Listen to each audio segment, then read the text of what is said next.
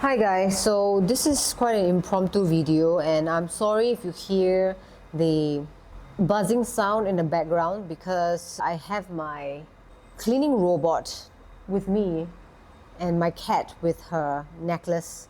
So pardon the sound, but I'm trying to squeeze in as much videos as I can whenever I have the time. So yeah, look, that's the robot. I have not given it a name yet. So anyways, so I wanted to just bring to you an idea that I think will be quite interesting for how I can merge MBTI and fashion psychology, your image, your personal branding, your personal style essentially.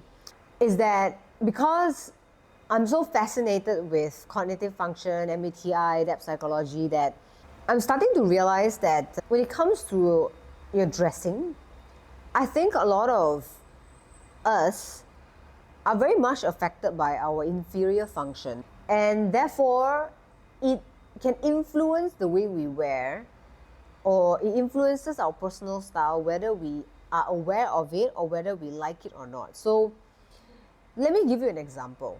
So in each MBTI type there is a unique 4 cognitive function that is tied to the MBTI type.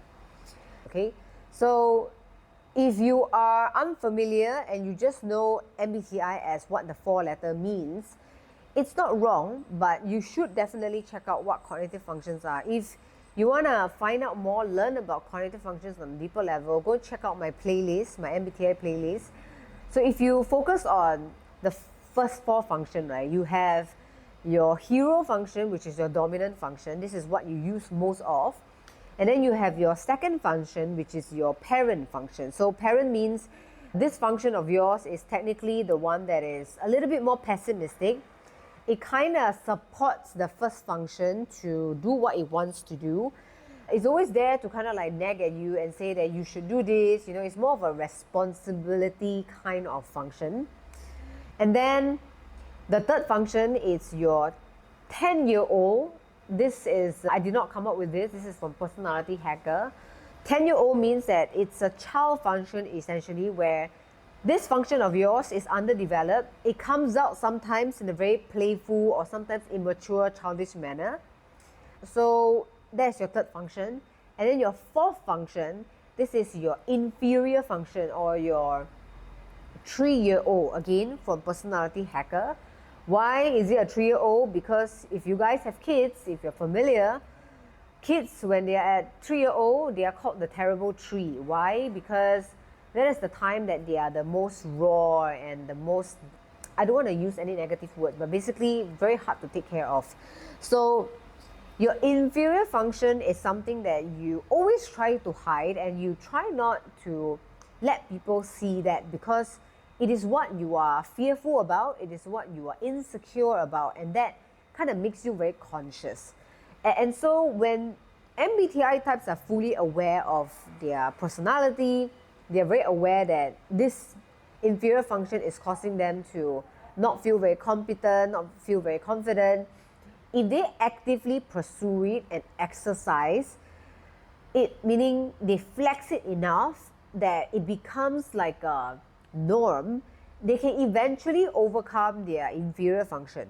Okay, now going back to the main topic of this video, why I want to do a series to link your inferior function to your personal style or your dressing styles, because, okay, first things first, my job, I professionalize in decoding signals. I'm not just a regular personal stylist that works with trends and your body shape, proportion, color analysis. I do all those, but I like to go on a deeper level where I study the psychological impact and effect that people can have when they wear certain things. So color psychology, the silhouettes that you have, the kind of mix and match, and even your personal style. So your personal style essentially is your personality, and so that to me has always been linked, right?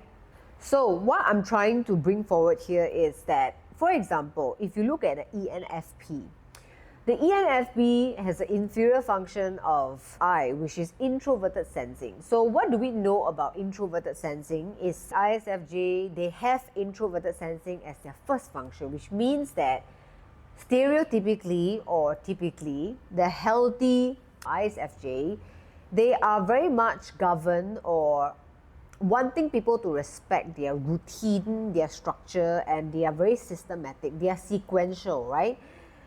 It's 1, 2, 3, 4, 5. They are very concrete, so very orderly.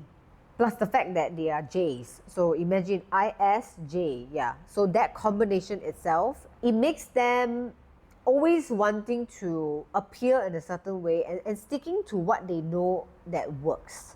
So they tend to not go crazy with experimentation, or they don't just go for novelty for the sake of going for novelty. They usually need things to be proven, practical, and evidence-based, and it's just something that is repeated in a way that works for them, right? But ENFPs, they have SI as their inferior function, which means that they are very forgetful. They are not very good to sticking to a certain sequence or being very systematic. They can obviously become very systematic people if they overcome their inferior function and they really train themselves to become good at it. Now, for most ENFPs, if you really search around, look at what the ENFPs are wearing. So I'm just now going to zoom into the fashion aspect, okay? I'm not going to deep dive into all the other areas where their introverted sensing are showing up. It's more on the fashion aspect, right? So typically, the ENFPs that I've met in my life and that I am looking at, analyzing a lot, the celebrities online who are ENFPs, even YouTubers who are ENFPs, you will see that there's this stereotypical image about them that they are never wearing the same thing. They're always trying to look different, experimental, and just not normal. When I say not normal, it doesn't mean that it's a bad thing. It's more about they need to show you that there is a new way of expressing themselves because of extroverted intuition. Their first function, which is their hero function, the first function, they are extroverted intuition focused people, which means that it's all about exploration, metaphysics. It's all about seeing all the possibilities that most people cannot think about. It's coming up with new ways. And so they are very open to trends. They are very open to anything that is new, refreshing, never been tried before. Some people do try to speculate and say that ENFPs are the most fashionable types, which is understandable because they are so open to wearing different kinds of style. That's why they look like the fashionista or the fashion-forward person, because they're always wearing different things. I think there are two ways of looking at it. There are those that are doing it very tasteful because they are ENFPs who are actually in the fashion industry, who knows how to dress themselves, or they have the eye for fashion art. But there are also those ENFPs who are just the way that they are, and the worst. So FI is their second function. So their first function is extroverted intuition. The second function is introverted feeling, which means that it's all about what they feel. So or what they value and what feels good, right? And so imagine these two coupling up. I'm going to explore. I'm going to wear what I feel good in. It can be anything, and it changes every day. So they kind of neglect their introverted sensing with their personal style, because introverted sensing means you kind of need to abide to a dress code. If somebody invites you to a wedding or a party and they tell you that the dress code is everybody needs to wear black, for example, right? They would find different ways to not wear exactly black and then find an excuse where, let's say they wear navy, right? It's close to black and they are like, this is kind of close to black, but I'm doing it in my own way, right? Because they feel like this works for them and they want to look new or different. So that is kind of like introverted sensing inferior at play, because they don't want to conform and they don't want to just stick through a certain thing that has worked before. I guess ENFPs, what you like to hear is, if you dress by your mood, you will feel confident. But when the room suddenly have a standard, and you don't follow the standard, you will not feel that confident anymore because everybody will be judging you or perceiving you in a way that you don't want to. What I love about ENFPs is that they're so creative. They always inspire me with their enthusiasm and the things that they wear and how much they embrace new things. They're always very creative in that sense. But sometimes you don't find them very reliable because they're always changing their mind. And sometimes you wonder, like, are you even reliable? Can you be consistent? And are you really going to stick through what you have just agreed with me on? And so I think that's the part that ENFPs kind of take for granted, that they dress according to their dominant function, their hero function, and then they neglect the part where sometimes they need to conform to certain dress code.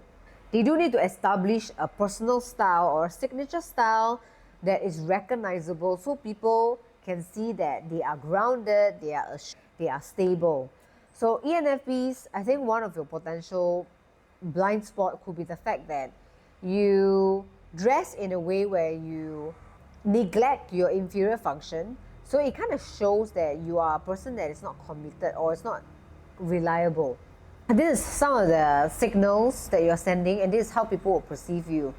You can look very fun, but people will find you very inconsistent. Therefore, you might have certain relationships where people are kind of like passive aggressive with you because they do not know how to predict you. People will also say that you're very creative, but you are unprepared. You're all over the place.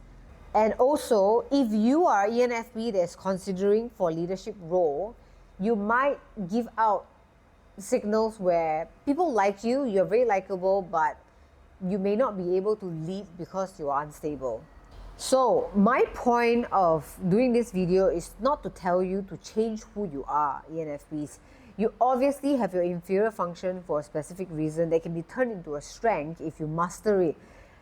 I just don't want you to be blindsided by the fact that sometimes you do need to wear like a SI user in order for people to see that you are reliable. Yes, it is in a way social engineering because you are wearing things that are not really you, but if it helps you with your goals in life, why are you not doing that? Because it is strategic. We appreciate your creativity, we appreciate your explorative mind, the fact that you are a problem solver, you always have ideas. But if you're all over the place and you're also showing that through your outfit, how would people ever be convinced with the fact that you are credible, you are reliable, that you can actually commit? So that's the part that people misunderstand you. They misjudge you because of what you wear and how you are like. They see it as you're not consistent, you don't have a routine, so therefore you're not reliable. So this is very unfair because it is based on your image. This is just an example of the series that I will do. So I'm thinking of dedicating a video each for each MBTI, maybe group them together based on their inferior function. Yeah, I could do that. Group them together based on the inferior function, and then that will cover 2 MBTI types actually. So guys, let me know what you think, and I will see you in the next video. Bye.